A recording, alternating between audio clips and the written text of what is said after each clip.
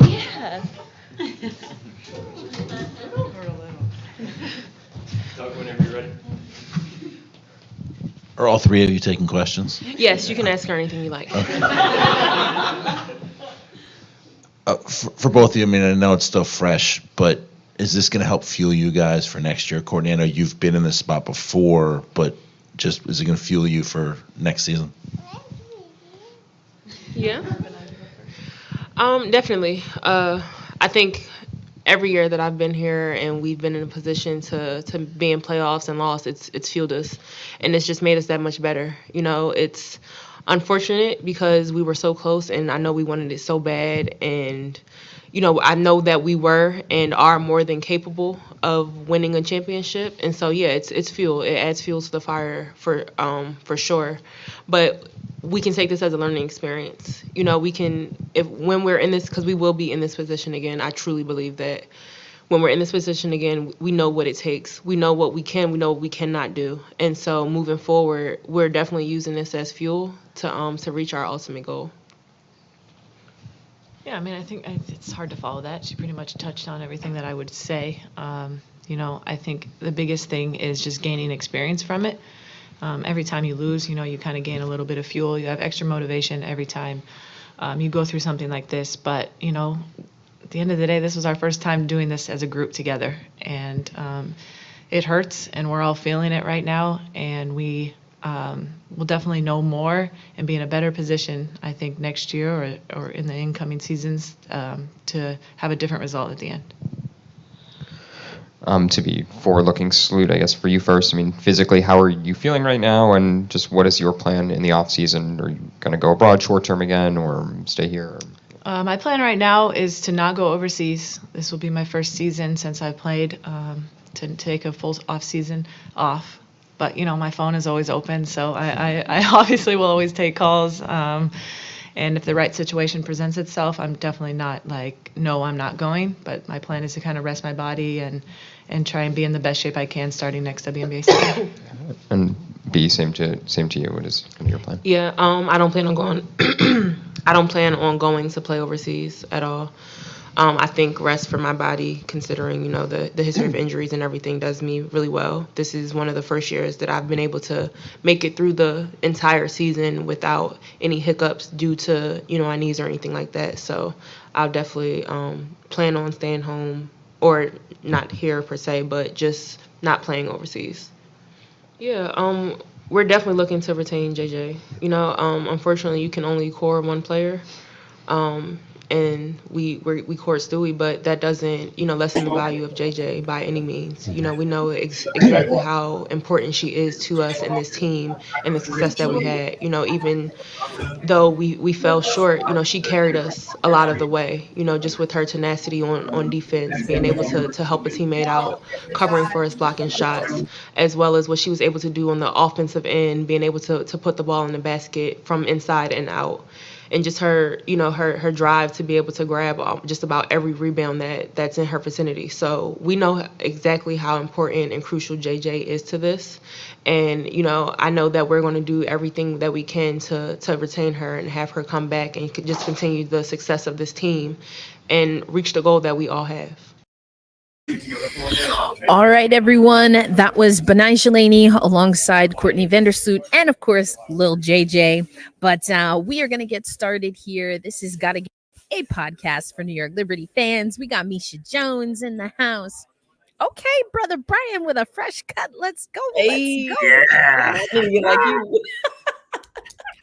And hey, listen, we have a jam-packed live stream for y'all today. So again, this is Gotta Get Up, a podcast for New York Liberty fans. We're gonna hit you with that intro. Gotta get up, gotta get up, gotta get up. Hey, women's basketball fans, welcome to Gotta Get Up, a podcast for New York Liberty fans, brought to you by Black Rosie Media and hosted by Erica L. Ayala. All right, all right, all right. Listen, hey, Damien, we love seeing you here. Thank you so much. Always a pleasure to have you join us here alongside Brian Florenton and Eric. I'm Erica Elayala alongside Misha Jones. I'm Erica Elayala, actually. I mean, we can just flippity flip flop, you know. But we are, of course, your trio that is going to be talking women's basketball, but certainly through the lens of the New York Liberty. And we started something new with our women's hockey podcast. So I want to do the same thing for our women's basketball podcast. So we're actually going to break things down. And so our first part of the conversation, we're going to focus on just stories around women's basketball. Then we're going to go through all 4 quarters of the game and end with some comments. But the main conversation that we're having today, again, this is our season in review series that we're doing in the off season. So today we're focused on Benijah Laney-Hamilton. Okay, saw that little name change on WNBA.com. That's right, because the ring got put on, but now the name comes to follow. Okay, hyphen it. There we go. But okay, let's get into our shoot around stories around women's basketball. And there was a lot. There's a lot that's been going down, fam. We have a lot to talk about here. But so the first thing that I want to talk about actually is going to be some of the congratulations that are in order. We're going to start with someone, who we know. We know her from her Phoenix days. Definitely Sandy Brundello knows her well. But it's the one and only DeWanna Bonner. Had her jersey retired by by Auburn University. Now, I don't really understand how they're the Auburn Tigers. But also like the War Eagle. I don't know. Someone's gonna have to explain that to me. I didn't Google it before we started this podcast. But Misha, can you just talk to me about, I mean, I know you're a former hooper. You're obviously still with your alma mater. Talk a little bit about, just generally speaking, the honor that it is to get a jersey retired, and then some of the things that you saw regarding DeWanna's celebration. Well, first and foremost, to answer your question about War Eagle, it has nothing to do with the mascot. That's just their battle cry. Like, it's just the thing that they say, like, War Eagle. Yeah, I'm not an Auburn Tiger, so don't come at me, folks. It's not, no disrespect. If I said it wrong, the inflection was bad, I'm sorry. But that's just what that is. But yeah, to get your jersey retired, I have not had the honor of ever having my jersey retired. This is a huge, huge, huge accomplishment. I think it's one of those things that, because we see it happen in sports media, a lot of folks take it for granted, but that just means you have played a part in the foundation of a program. You have played a part in bringing legacy to a program. And those things, are things that you cannot take lightly. DeWanna Bonner was in the SEC at a time when, the SEC was popping off something crazy, and was able to make a name for herself, and obviously has had sustained success. So huge honor. I think my favorite part of seeing all the celebrations and things like that is, first of all, the Phoenix Mercury,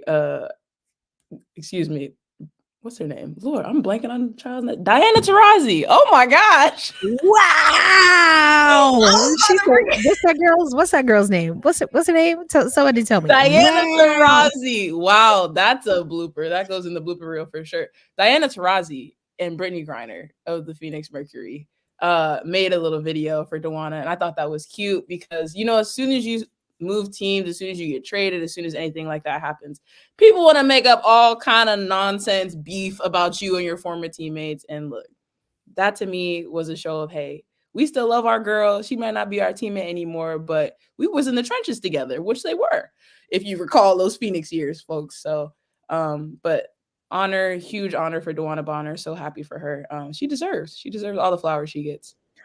All the flowers, all the War Eagle cries, all the things.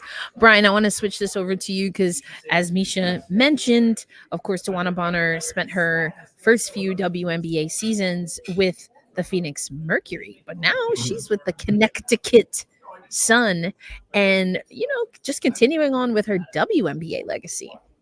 Yeah, one thing that I was thinking about as Misha was talking, in this moment where there's so much greater attention and emphasis on women's basketball, I think being able to really acknowledge and celebrate someone who laid the foundation in the ways that DB has is so valuable, because I know we've talked a lot about whose stories get told in what fashion and what light. So having someone as good as DB and someone who's meant a lot to the league and DB getting that moment where she's celebrated and truly valued and appreciated, I think matters a lot.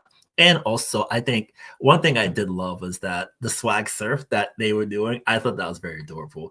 DeWanna looked like she was having such a great time doing the swag surf. I'm like, hey. She was ready. She was ready for that. Like every time I Yeah. see it, even at Barclays Center during the Liberty games, like I'm just sitting at my station. I'm just like gradually like swag surfing, even though I'm supposed to be like stoic and sitting still. I'm like, it gets me, but it was so great to see that. And I thought that the video that BG and DT did was so heartwarming. And I think especially, teammates always say college rivalries, after a point, it's like, oh, wow, we really went to war in the college sense. Like, we really battled it out, and we were really able to do that and really sort of, like, bring out the best in each other. So I thought that it was really beautiful to see. I agree with you. I think something that really stood out to me was that, and I think, Misha, you had touched on this, but the SEC, we got to remember, this is Pat Summitt time. Yeah, the old SEC. Yeah. And Auburn had its time in the 80s. I mean, Ruthie Bolton is one of DeWanna Bonner became the 5th member of the Auburn Tigers women's basketball team to have her jersey retired. But Ruthie Bolton, Olympian, yeah, exactly, is one of those players. And to hear DeWanna Bonner just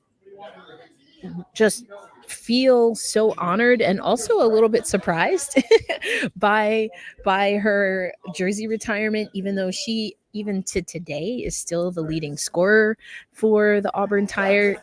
Why do I keep saying Tigers? I don't know what's happening. You gotta go on the road sometime soon, Eric. Because Tigers, I'm tired. So it's just all of the things just melting together. The Tigers.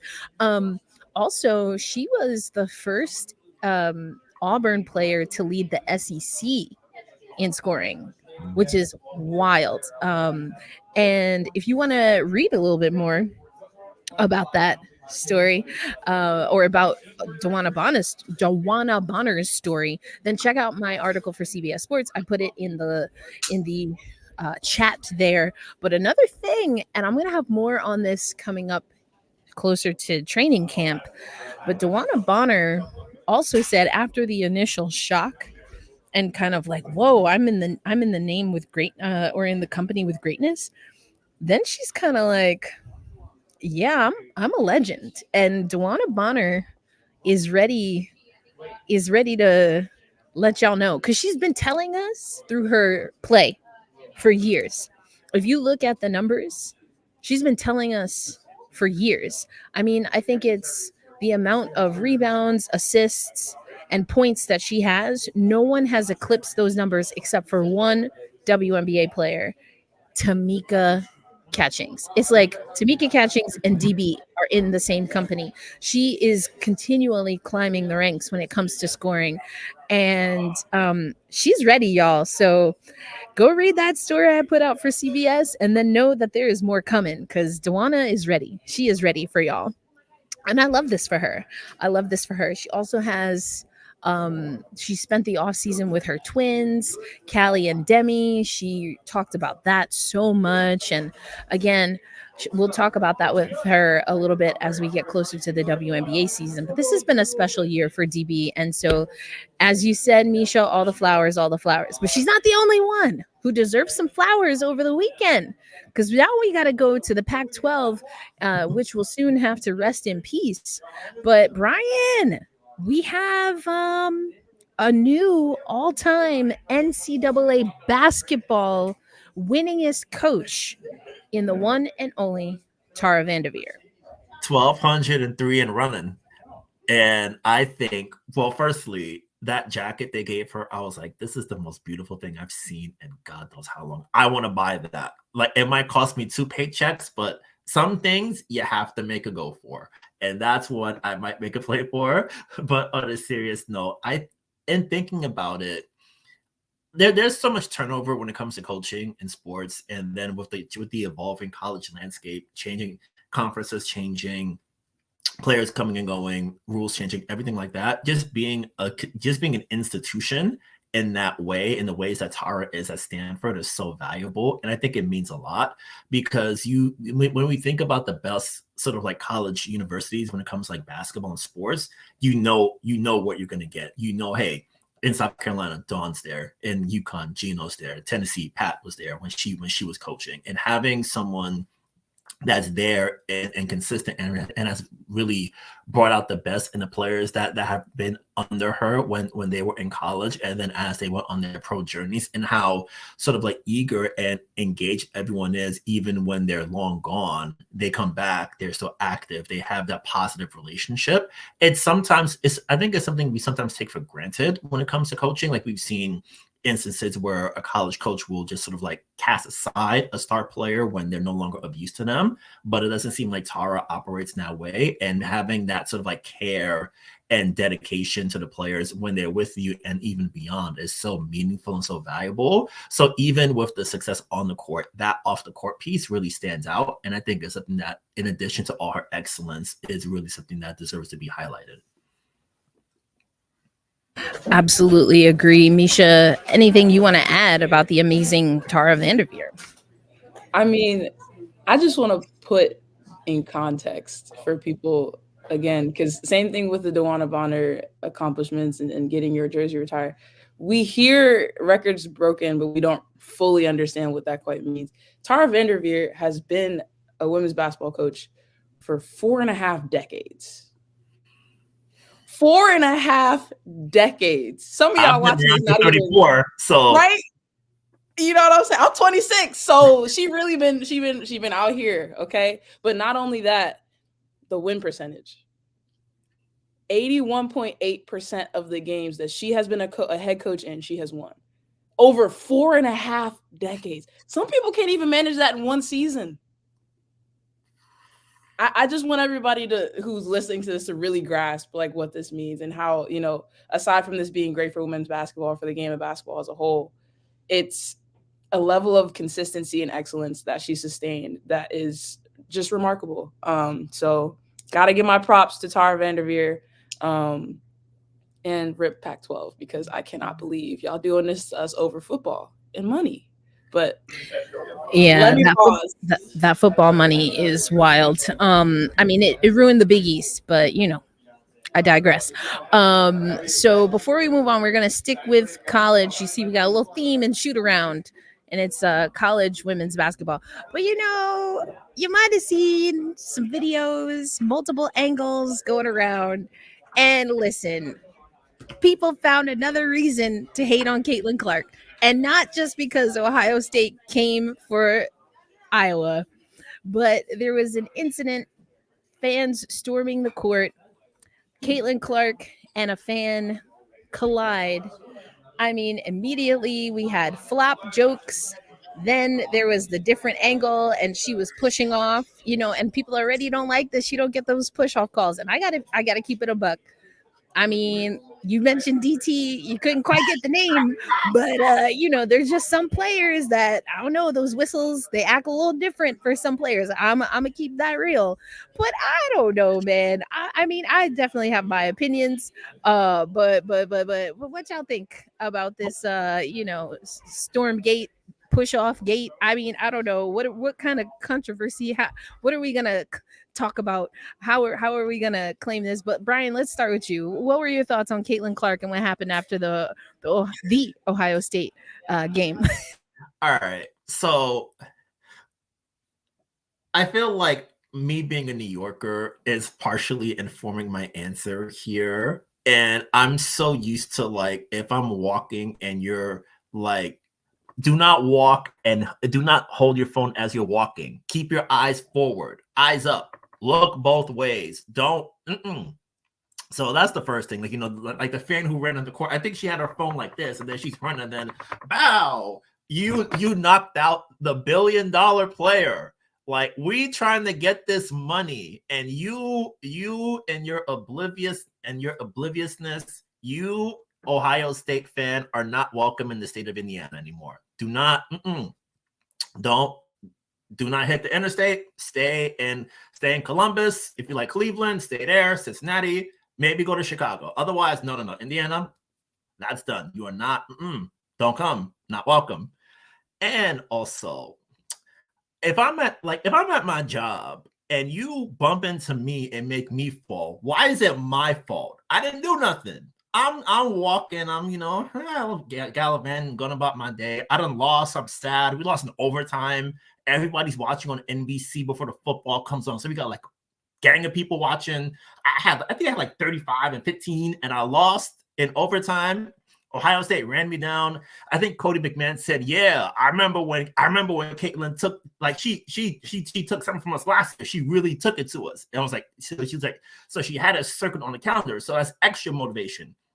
Conference game, everything, the game of the week, everybody's locked in. I lost and you knocked me down. And people was like, I'm flopping. No. Hey, I was not in the restricted circle. That is not a blocking foul. I was in a proper defensive position and she charged into me. So when you say I get too many whistles, no, that whistle is legit. I'm right. I didn't do nothing. It's my ball. That's it. Wow. I mean, Brian gave us a lot. I don't know. There's not a lot of crumbs to pick up, Mish, but I got some crumbs. Oh, okay. All right. Wait a minute. I got another now. slice Let's go. of cake. So listen. Okay. Ooh, a whole cake. Okay, let's go. So listen.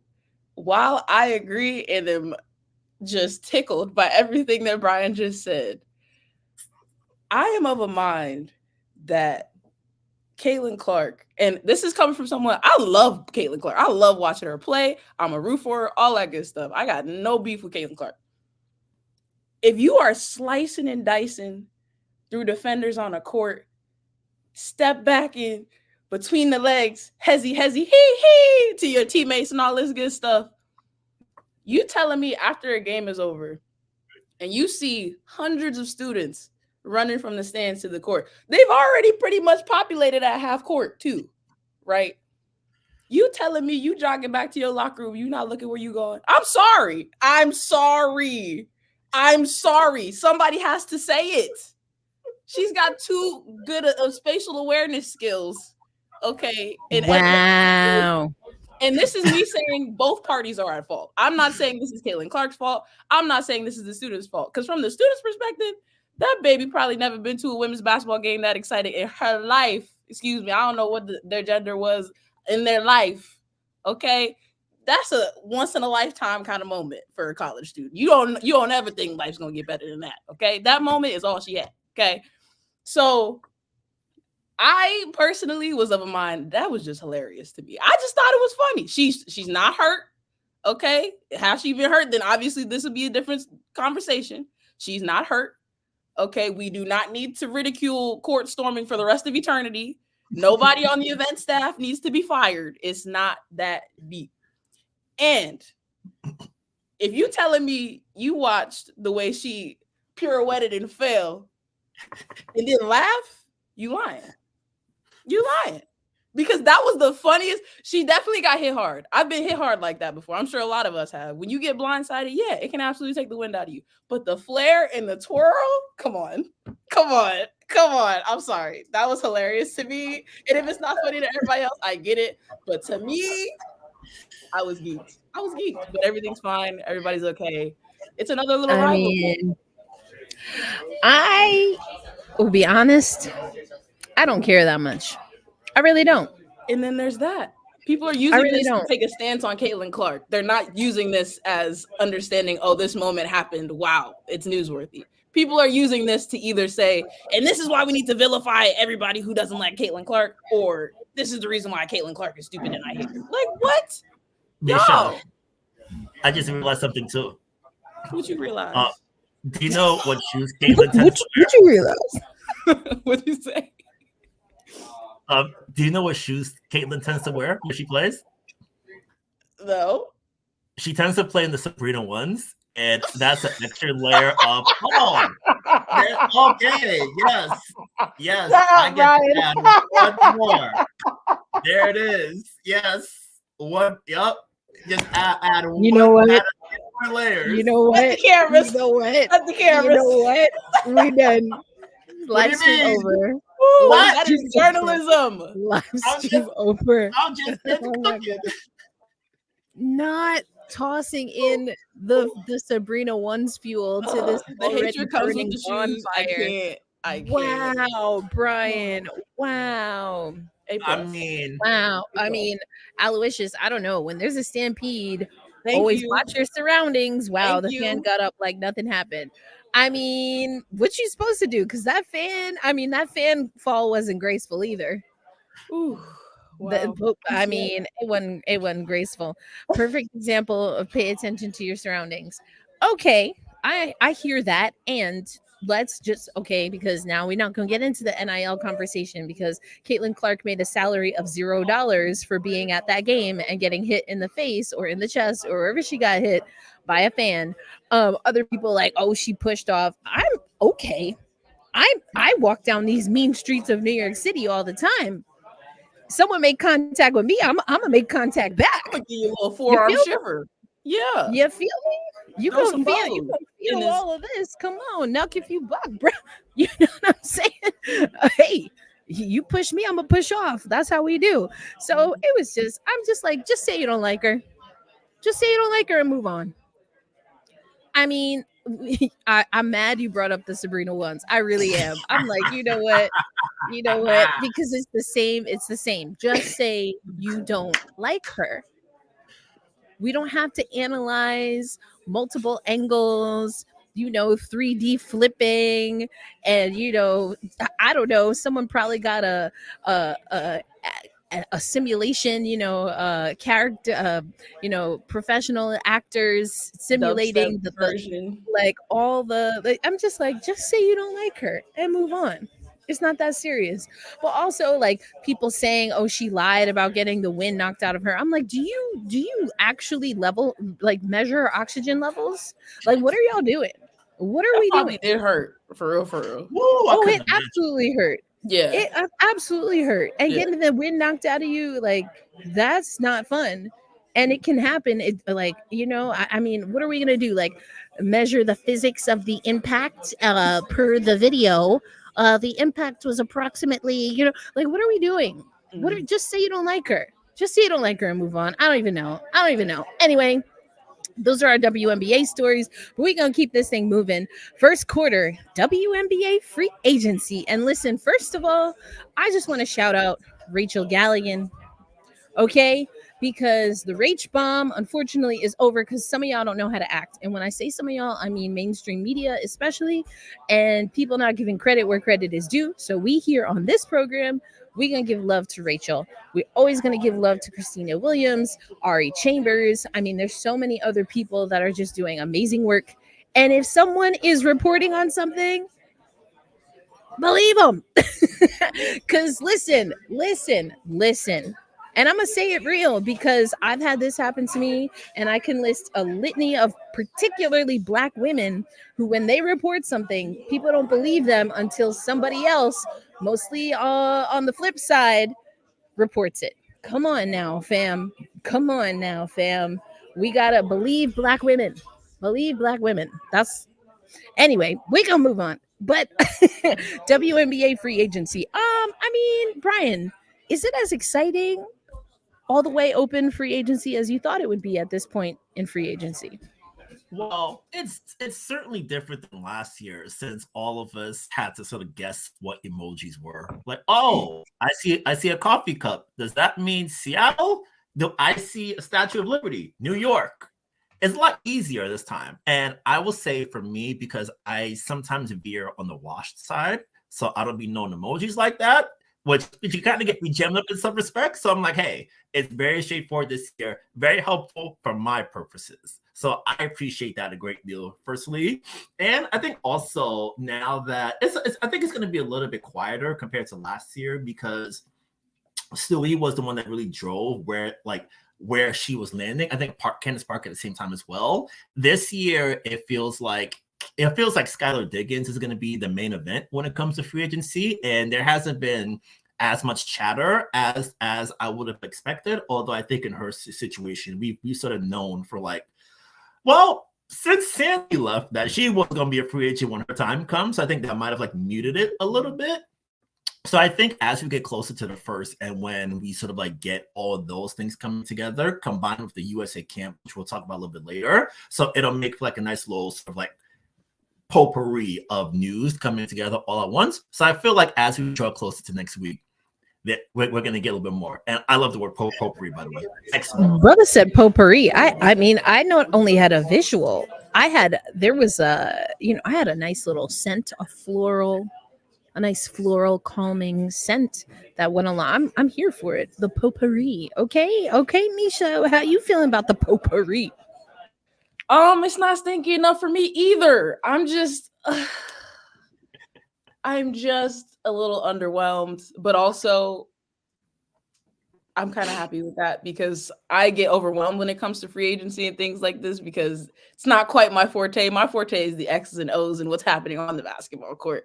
And so as you know, I'm a learning, emerging journalist in my own right. I'm trying to really grasp what all these different things mean. And right now I'm cool. I'm good. Everybody's kind of in the same place. It's all making sense.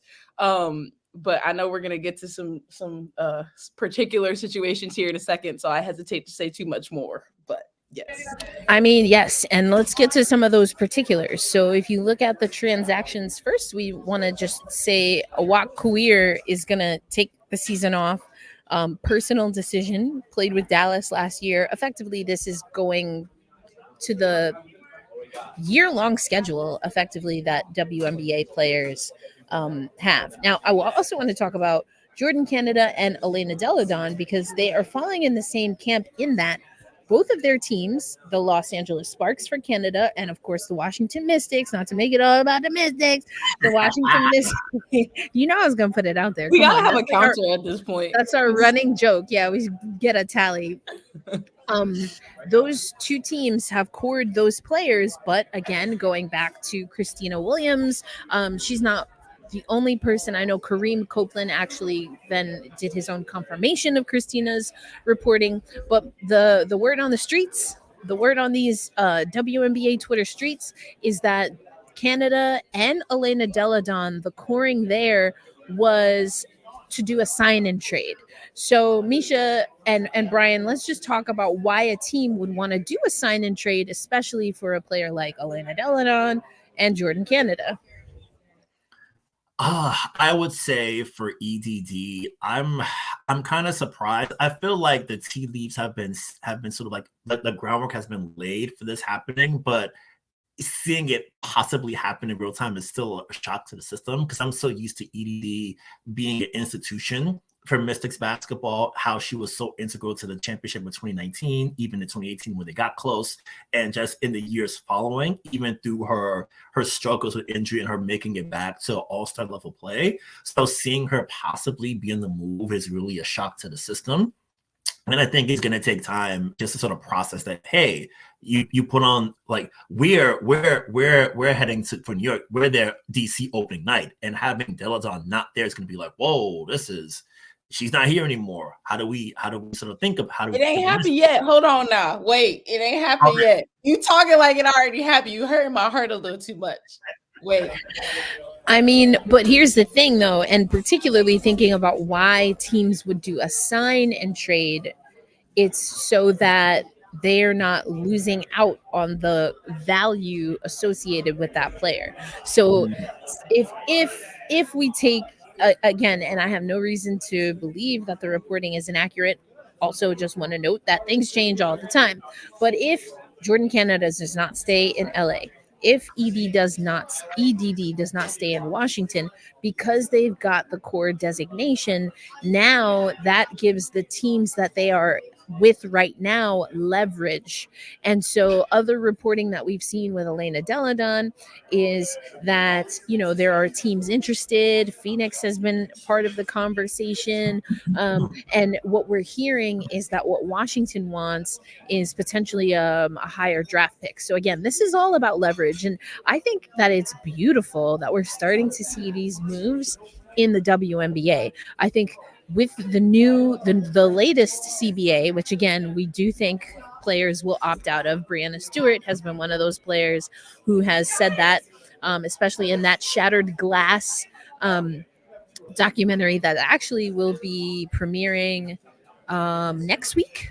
But we'll talk about that more on Black Rosie Media. But we're going to start seeing things like this. I think it's giving leverage to the players for sure, but also it means that the teams and the franchises that have a really business savvy front office are going to be successful. I also worry about teams that have not yet separated head coach and general manager, because if you have someone who's a GM and a player is not vibing with them, who is a GM and a coach, I should say, and a head coach, and a player is not vibing with them as a coach, that is not going to be a GM that's successful. It's definitely it's hard to wear both those hats, right? And first of all, speaking of that, I want to give a big shout out to Mike Thibault, because I think if I'm looking at anybody who did that well, he's one of those people. I think he was able to maintain relationships and also see, he's still currently the GM, and be able to see objectively still, what does this team need? Who do we need to let go? Who do we need to, but like you said, that gets harder. That gets harder when you mesh those two things together. But yeah, I don't know.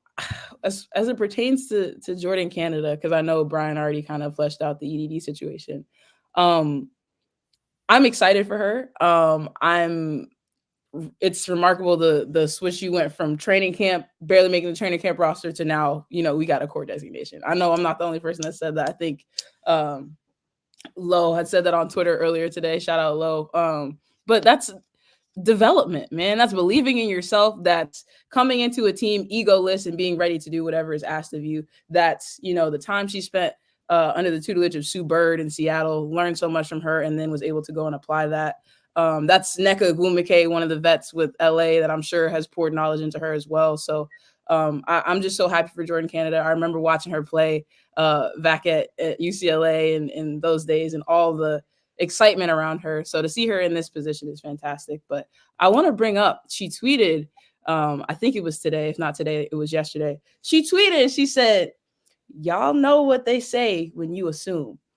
And so anybody who has ideas about where Jordan Canada may or may not get traded to, or what's about to happen with her, I urge you to take a second to think about that. Because if she's out here tweeting cryptic like this, then this might be a sign to me that things are about to get a little bit more shook up than we realize, or not shook up at all. It could go either way. But I'm just saying. I'm just throwing that out there. Either way. It could go either way. And see, I have not ever been a breaking news reporter, at least not on purpose. Sometimes things fall into your lap and you ride the wave, right? But it just seems stressful. Like, it just seems hella stressful. And the politics of access and leaking information, it just is not for me. But anyway, what I will say is that, again, because we've talked about the documentary coming out, it has not been officially released, Shattered Glass, we have already talked about how Jonquel Jones, we knew she wasn't going to get the core designation.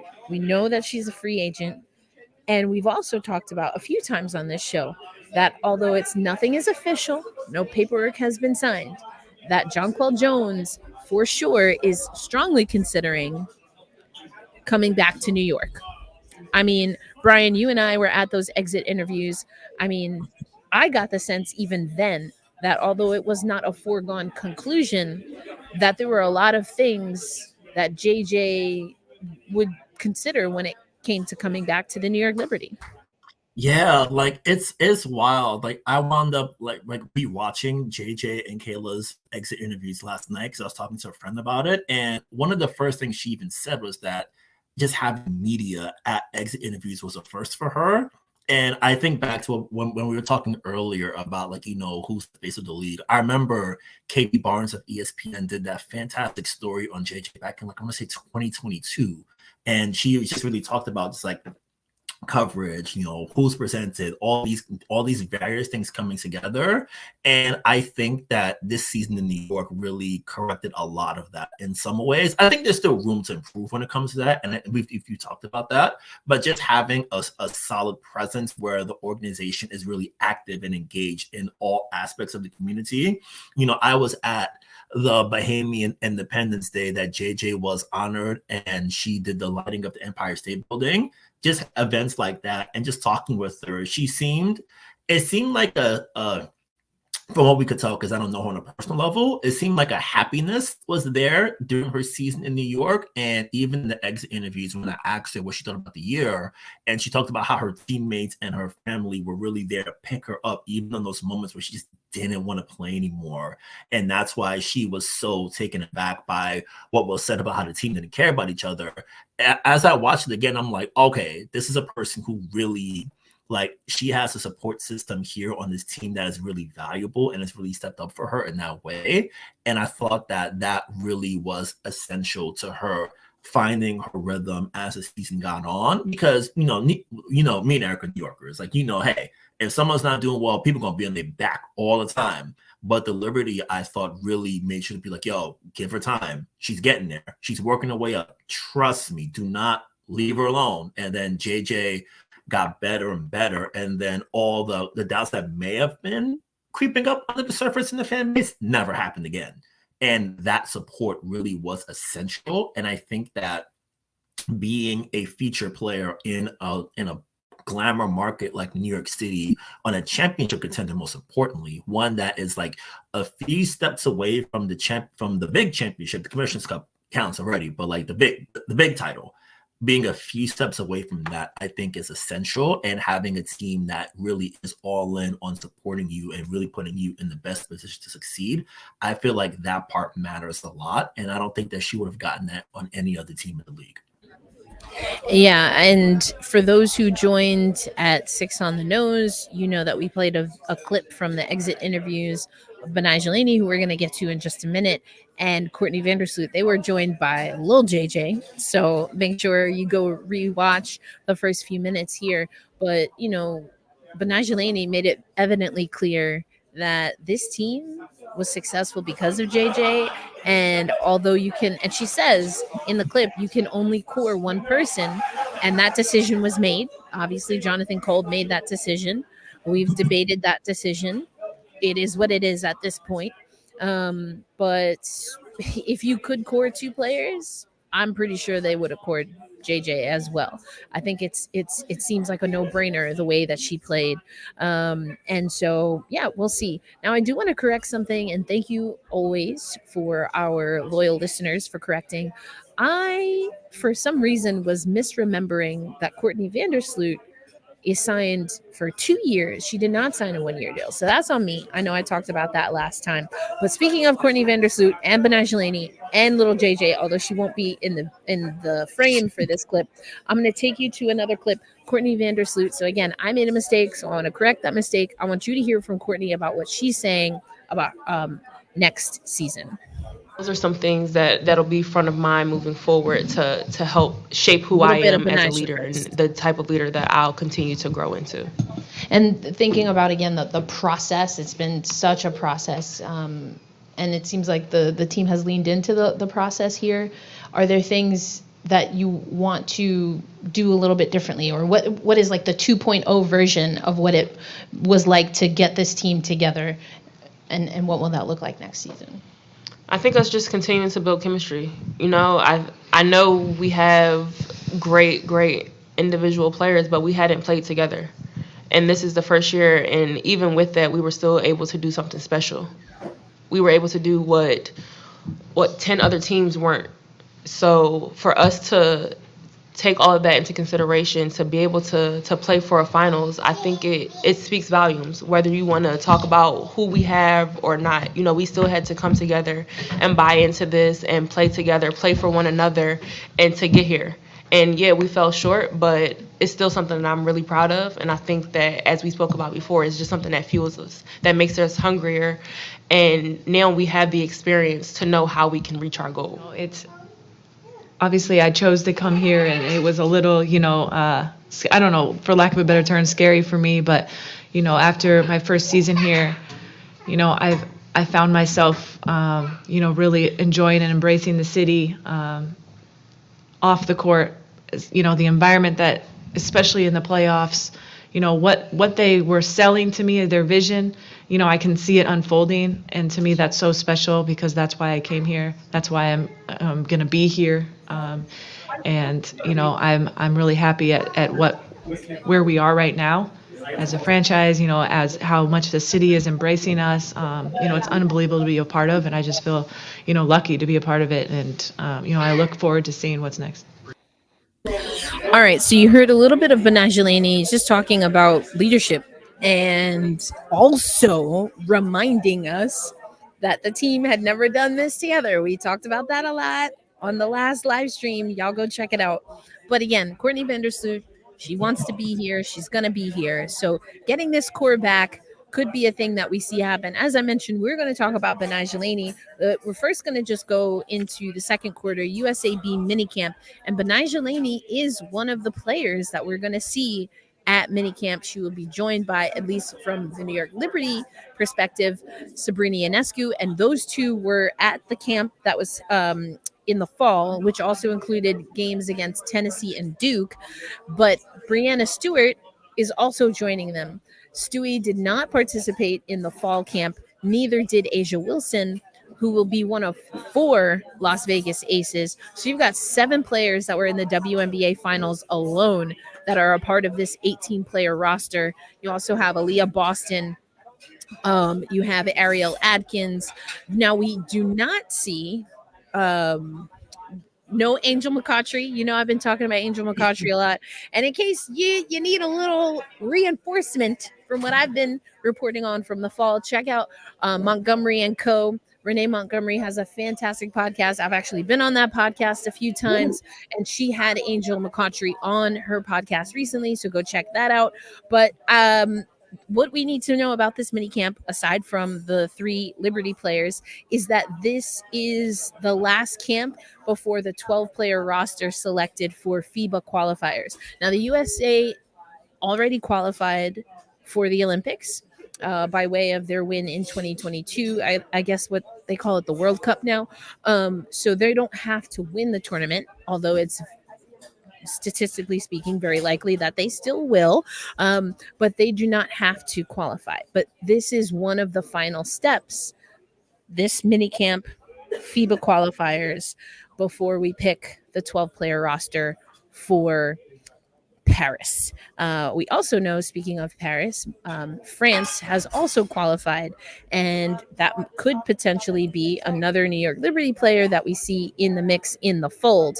But yeah, we just wanted to talk about New York Liberty camp. Hey, Daryl, thank you so much for the super chat. Our first ever super chat. Whoop, whoop. We appreciate you for that. Hello, people. Good luck this season. Please stay healthy. I appreciate that, Daryl. Thank you so much. And Daryl, I think you hit us up with some questions. We actually have that in our rundown. I know I responded to some of them in the comments, but we have a whole section dedicated to our listener comments. So we're going to get to that. We appreciate the super chat. Okay, so I know, Brian, the biggest excitement for me about this mini camp is that it's coming to Brooklyn. It's coming to Barclays. Now, the sad part for me personally is that it also happens to be at the same time of the NHL All-Star Weekend in Toronto. So I might not get there. I might not get there till February 4th. But I know, so sad, gutted. But Brian, you're going to be in the house. Yeah. Yep. I'm excited. I'm so used to doing Team USA stuff on Zoom. So just being able to have this experience in person is what I'm personally excited for. And I'm really looking forward to see what's up. When it comes to the rosters, I'm pretty excited to see how the Liberty players do. Sabrina and B did really well in the Team USA camps in the fall. So I think they'll be able to build on that. Stewie, I was thinking about it just slightly. This is her first offseason without international play in a while. So she's had some time off to just heal up and recover. She's been all over New York City. She's been active in the community. I think she's going up to UConn celebration sometime later this spring. So she's really been local in a way that's new for her in some time. So that's exciting for her on a personal level. And on the rivals side, I'm excited to see what Asia Wilson's up to. Like last we saw her, she had the cast on her hand from the finals. So now that we're a couple months away, I wonder if she's back at full strength and how she's been able to recover and just sort of like recuperate from a grind of a season and the FIBA from 2022. So I'm excited to see how she does. Aaliyah Boston, excited to see how she puts herself together. Like it's USA basketball has a lot of, I think it's like a perfect mix. They have good youngsters. Well, mid-20s players. I think the youngest players on the team are, I think, Sabrina and Ryan Howard. I think are the two youngest, I believe. Right. So, It has to be Aaliyah. yeah, She's, Aaliyah. I mean, she's Sorry, yeah. rookie of the year, but yeah, Ryan and Sabrina. Yeah, probably those are Yeah. the three youngest on Yeah. this 18-player roster. Yeah, so it's a roster with a lot of international experience, a lot of players. Hello, what's up? Yeah, it's a lot of Holding it down as the gent. I love that. yeah, so this roster has a lot of great experience and just being able to sort of see how they mesh together. I believe from Team USA, I think Tanisha Wright is running this camp, coach for Atlanta. So her having her player and Ryan, and also just like players from across the league that have played against her and she's coached against, how they're able to like come together and start mapping things out before they hit the road for the 8th to 11th for the overseas play. So it's going to be really cool to sort of see how it comes together. It's New York, and I feel like, just on a different note, there's so much good food around Barclays Center, so the players are going to be able to find good spots. Hey, just walk down the block. There's a great Thai restaurant. Hey, I'm there. If y'all looking for a food guide, and if you're looking for a food guide, hit me up. I'm in the house. I'll point you to where you need to go. All right, there you go. The USAB going to be at Barclays. That's February 1st through the 4th. And then the FIBA qualifiers that USA will participate in are actually going to be in Antwerp, Belgium, which is pretty dope. Now, you mentioned that USAB has some players that are skewing younger. I'm just going to put this out there and then we'll move on. But a lot of people have also noted that there's one player in particular raising the median. That, of course, is Diana Taurasi, who, as the USA women's national team goes for its 8th consecutive Olympic championship, aka Olympic gold medal, DT has 6 of the last 7. Nuts. Wild. Nuts. And I think it's a valid question, and maybe on our next live stream we'll put this in the rundown. But do we think there is a world in which DT does not make the Olympic roster? And who are maybe some of the candidates to unseat the GOAT? And I'm saying the GOAT because apparently the WNBA voted and DT's the GOAT. And I say that like I'm really not trying to throw shade at DT, because like there are definitely like DT, like let's not front DT up there.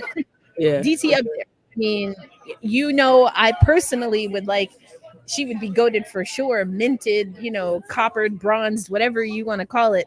If she played a little more defense for me personally, that's just me personally. But I can't hate, you can't hate on the game. But I think it's an interesting conversation that we should have.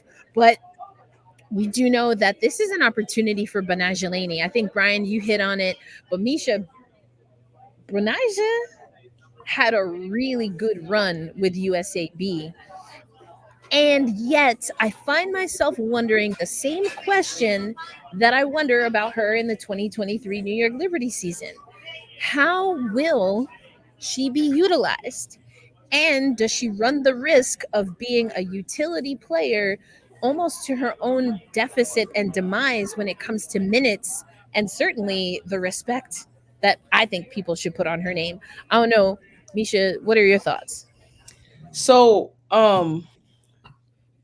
when I think about Betnijah Laney in both contexts, right, not just the USA basketball, but also with the Liberty, and sitting and watching the video with her and Courtney Vandersloot in the presser, one thing that's very obvious is in her personal development as a player, she really values her ability to continue to grow as a leader, right? And that's not X's and O's, that's not skills, that's interpersonal relationships, that's, you know, also an integral thing that you need when you're making a run to the finals. You know what I mean? And we've just talked about the New York Liberty and everybody saying they don't mesh and this, that, and the third, and the ways they kind of had to come together in their first season together. So I think she's looking at this as an opportunity to grow in a lot of those ways.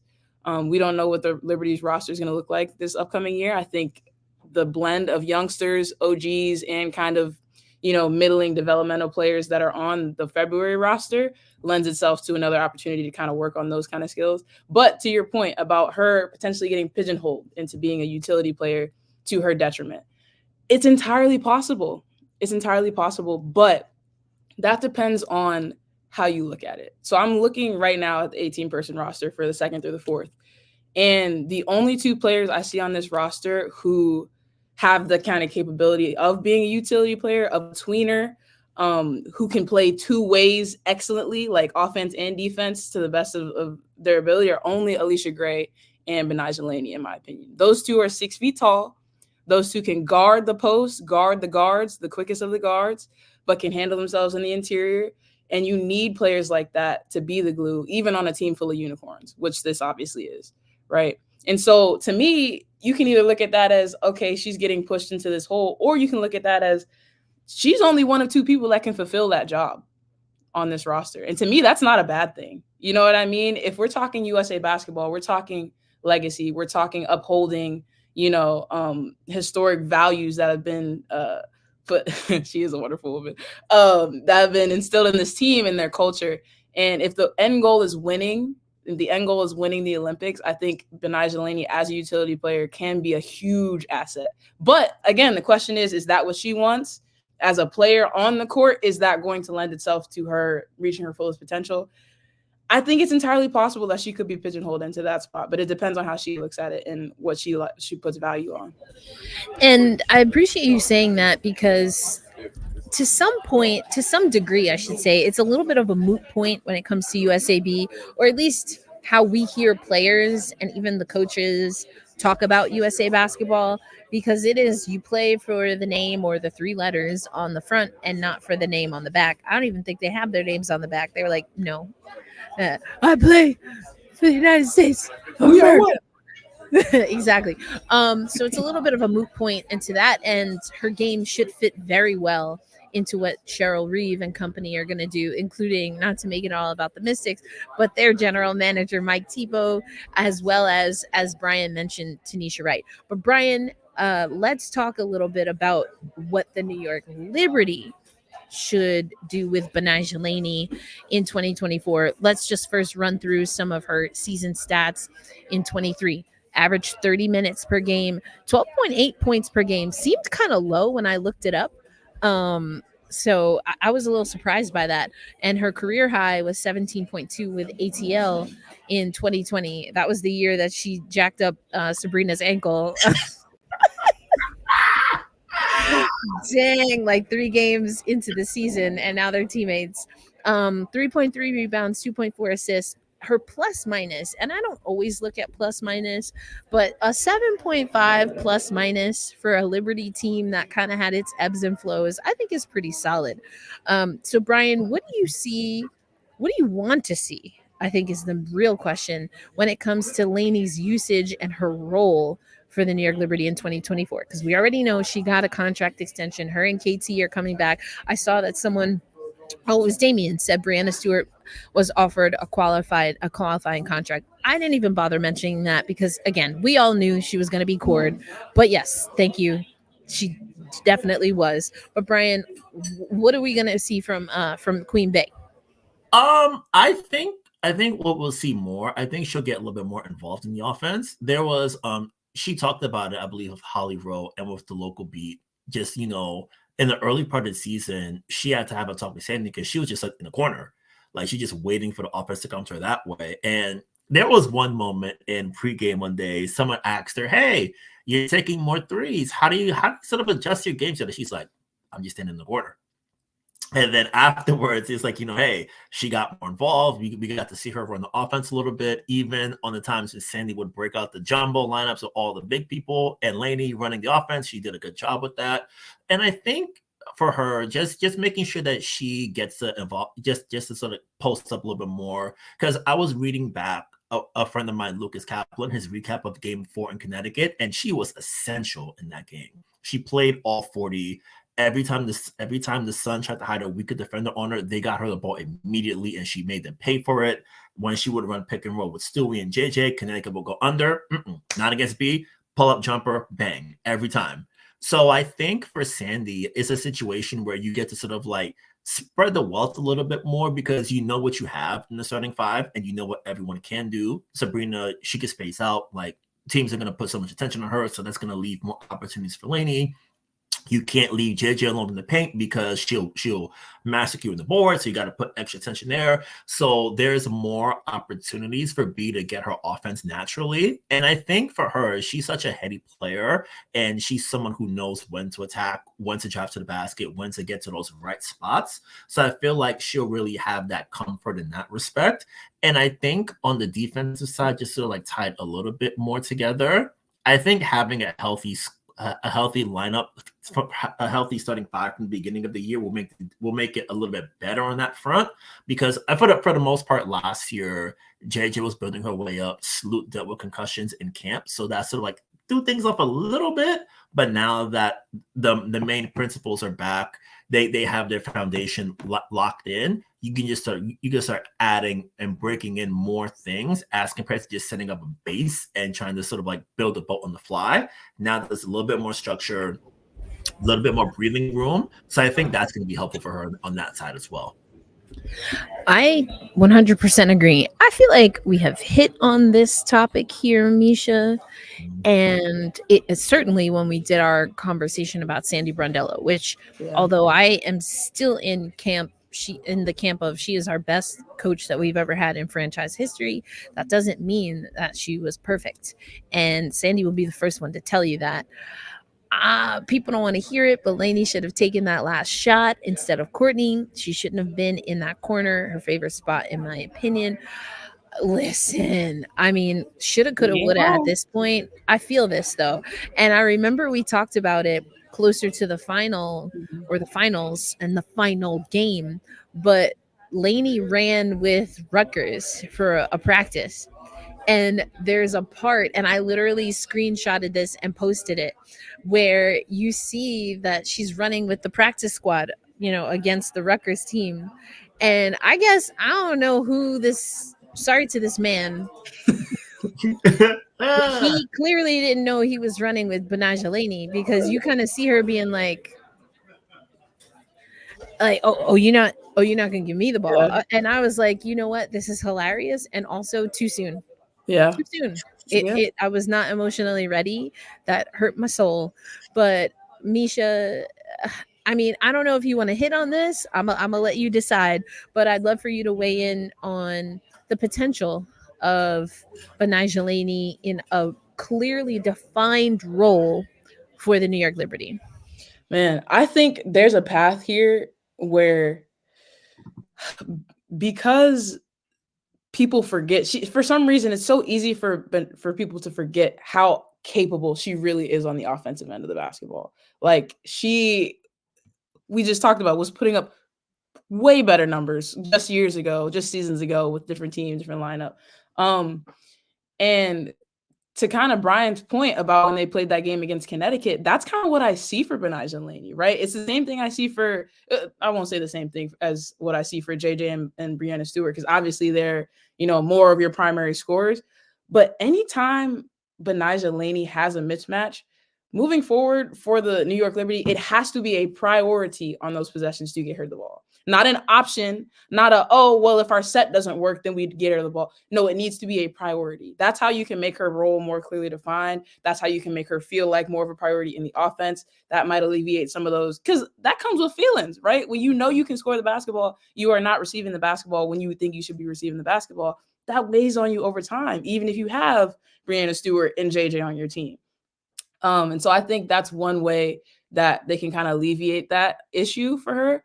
I also think, leave it to Sloot to kind of pick and choose her spots. Because yes, Benijah is a heady player, but that's not something she should have the burden of. You know what I'm saying? She needs to be more worried about her matchup, who's going to be the best scorer on the other team, more than likely. And she needs to be worried about when she has a matchup nightmare for the other team, exploiting it and keep the game simple for her. Stop making it, she can be a utility player, but that comes with a lot of different responsibilities. That comes with a lot. And she needs to be able to, lock in on exactly what you're here to do every time down the court. But to this point, yeah, I think that last shot should have been Benijah's, and it still kind of grinds my gears that it wasn't Benijah's.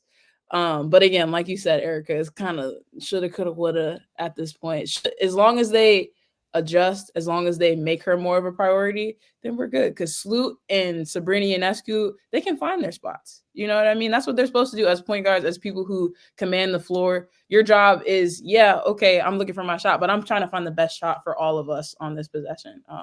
And that shouldn't be on Benijah. It shouldn't be. I 100% agree. And I was thinking that too. I know we have this comment from Damian. Benijah Laney should be included in offense more, in my opinion, and Sabrina as well. But as we're talking through this, I love what you were saying, Misha, that Laney, now Laney-Hamilton, because again, on WNBA.com, her name is now hyphenated, which I think is adorable. And so we'll see if that gets on the jersey for 2024. But I like the idea of having Stewie, JJ, and Laney as priorities and with set plays run for them. Because to your point that you just made about the guards, that should be what they're able to do. I will say this. I do think that the vision for the New York Liberty is to have Sabrina be that player. Maybe in a world where they don't have Courtney Vandersloot, and even in a world where they don't have Stewie and or JJ, I think they want to keep Sabrina long term. Mm-hmm. I keep saying that. I don't think that she has proven with consistency that she's ready to take that on as a priority in the offense. Yes. But if you have Stewie, JJ, and Laney that you can run plays for, and then you have Sabrina get hot and Courtney Vandersloot cutting the lane. What else do you want? What else do you want? And the other thing that I think people forget too, Sabrina Ionescu, we know she can score the ball. How does she primarily score the ball, right? 3-pointers. What happens when you focus all your energy on the tweener and the two bigs on your team? You go inside out. That's how offense works, right? When you have people crowding the paint, when you have people crowding Breanna Stewart and JJ, that leaves Sabrina open. And I agree with you 1,000%. Like, that's a huge part of her development is her consistency. But I also think going kind of back to her roots of facilitating and playmaking will help her find her spots, because she's working with, like you said, all-stars. And when you can figure out when to pick your spots versus when to pick these all-star spots, and then later on down the road, you don't have them, but you have younger guns coming in that know how to score the ball, just need a little bit of help picking their spots. That's a perfect formula for Sabrina Ionescu becoming kind of that player that you're talking about, Erica. So, yeah. Absolutely. And so we're going to get into the fourth quarter, which is some listener comments. Now, these came mostly from YouTube. And when we posted that we were going to do this live stream, we had some comments and questions. So I want to put that out there. I also just want to, I'm at a hockey event. We're going to hop off soon here. But I also just want to give stick taps. That's what we say in hockey. I want to give stick taps to Daryl for our first ever super chat on this channel for Black Rosie Media.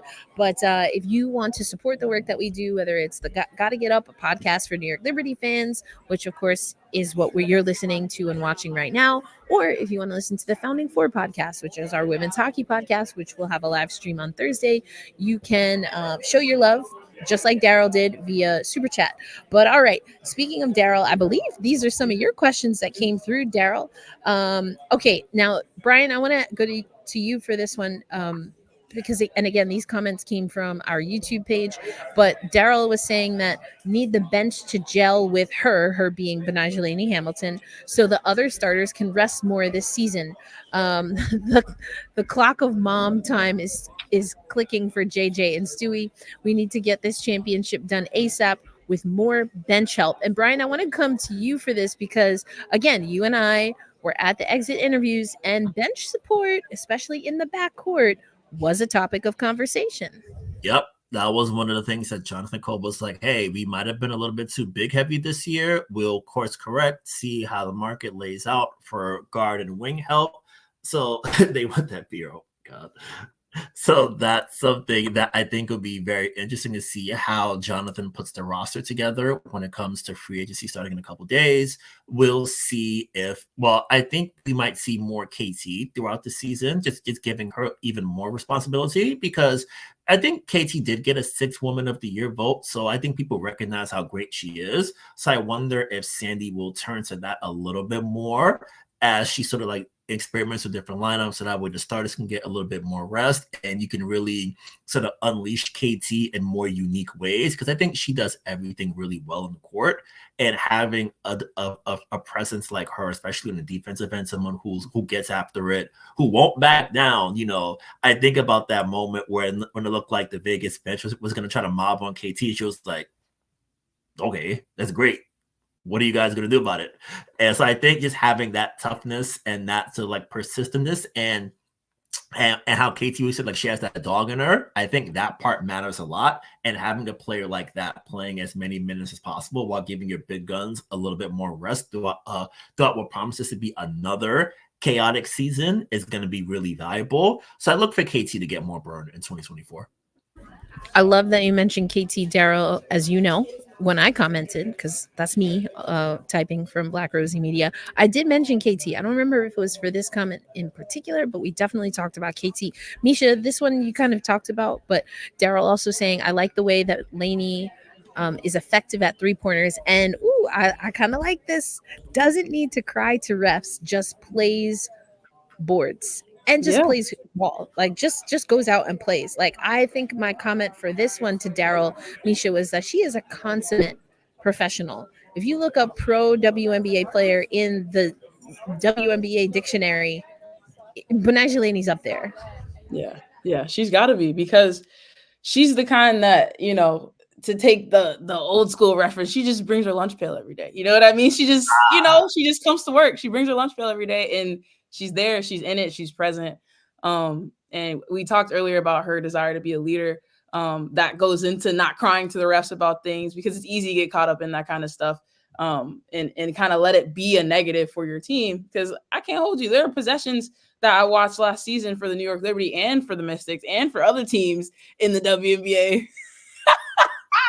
Y'all be frying my girl up in these comments. Okay, but I'm gonna hit on this one, Misha, because not him putting foot speed, because you know how I feel about that. How I feel about that. I'm sorry. I interrupted. You go on. Go on and cook. It's all good. I'm just saying that Benijah Laney, like you said, is a consummate professional. I expect her to, take whatever comes her way head on as this season develops. But I also expect her to get her due, because she has earned it. She has more than earned it. And that's that on that. Absolutely. I mean, Damien, you had me figuratively cackling when I read this. Well, maybe Sabrina Ionescu needs to be more focused on foot speed and defense and attacking the basket rather than threes. Okay, here's what I want to offer. Why do we have to choose? Why can't she do all of those things? And imagine if she did do all of those things. I mean, just imagine. That's her game. That's her game. It's just, you already know, I say it on the podcast all the time. I don't think her first step is great. And her strength, I know, Brian, you and I have talked about this. Her strength is deceptive. Her size at her position is deceptive. You cannot bully ball Sabrina Ionescu. I know people want to bully her on social media, but you cannot bully ball her on the court. Not really. I feel like just two things. One, in exit interview, she did mention that she is going to try to get better at finishing at the basket. Because I think Jonathan Cole, I think he shouted that out specifically. He's like, hey, when she comes, I think, say, we want her to really work on that part of her game, getting to the basket and finishing there. And I would say for the other one, I feel like it's a situation where You can't. I feel like she can't pull because it's cute too. Because people are gonna get even more mad. Because like the first time she did it, they was like, whoa! I was at a time of the day. People was hot.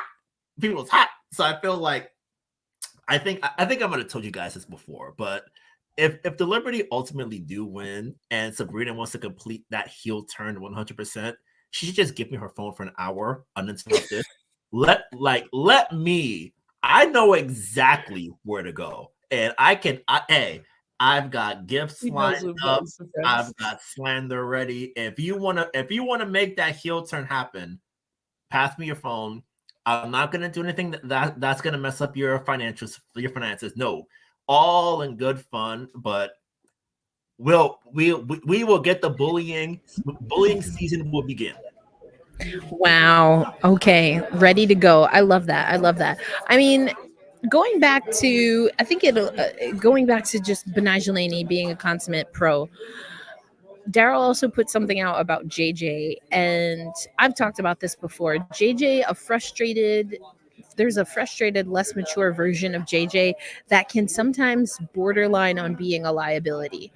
And so Daryl saying big JJ must dominate. I don't know if that was because we had little JJ on. Probably not, because I don't think, Daryl, you knew that we are going to have little JJ on at the top of the show. But I think it's hilarious. Big JJ must dominate every 5 in the league at hustle, rebounding, blocks, assists, and fewest turnovers, just like all the other stars. Or maybe front office could contact. See, this is where you lost me, though. Maybe the front office should contact Liz. Not a laughing matter. Okay, you missed me with that last part. And also, I said it in the comments, but as long as Sandy Brondello is the coach, LC ain't coming. LC ain't coming. I don't think that's a move anybody really wants to make at this point. It's and not, it's not shade. It's just right. When you know that a player comes with drama attached with the side of baggage, it's got to be a perfect fit. And I think in this circumstance, we're talking about that part of JJ that can come out and be a liability. Be for real. For real. Yeah. Like, it's not happening. That's not. Yeah, I would say, to add on to all the great points you guys are making, whatever EDM mix she may bring to Barclays Center is not worth it. Like, have her yeah. Just send the link to my email. I'll download it to my phone, and then not EDM mix. Oh my gosh, her and Idris Elba. You not ready for the pre or post game? You don't want it. Okay, that's fair. That's fair. But to go back to JJ, first of all, I do think now, as far as dominating every other 5, I mean, I don't know. Maybe the vision that I have of like completely shutting down, dominating, and what I think JJ does, I don't think they're exactly the same. Is she, denying every shot that every other 5 in the league is putting up? I would say no. And somehow she does shut down entire team offenses very effectively, if that even makes sense. You know what I'm saying? Like, do I think JJ is a shutdown one-on-one defender? No.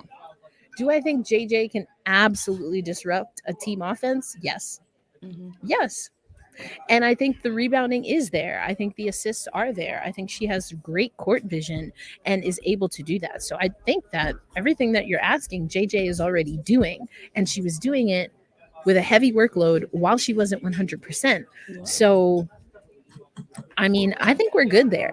I think we're also good with keeping Cambage wherever she is. So we're going to move on. None of the starters are afraid of the aces, but need some points, boards, steals, plus 5-star defense from every woman on the bench, or should be replaced with someone that can learn to do what coaches and starters need. Not very many spots in the W. And this is probably where I talked about KT. And I know that, Brian, you already talked about it. I do know, we heard from Sandy. We talked about it on the Sandy Brondello recap episode. She knows that she did not put as much faith as she might normally in her bench, and she did that very intentionally, and she's living with the outcome. And I don't think she was wrong, given where this team was able to do. That being said, I do think that players like KT, I don't want to say fell through the cracks, but her usage we know that there's more potential for her usage. And Brian, you already talked about that, so I think we're good there. But let's see what else we got here. The book of Ionescu needs her to live like her shoes. Oh my gosh, I can't. Y'all are hilarious. I would rather have Hollywood, no Liz.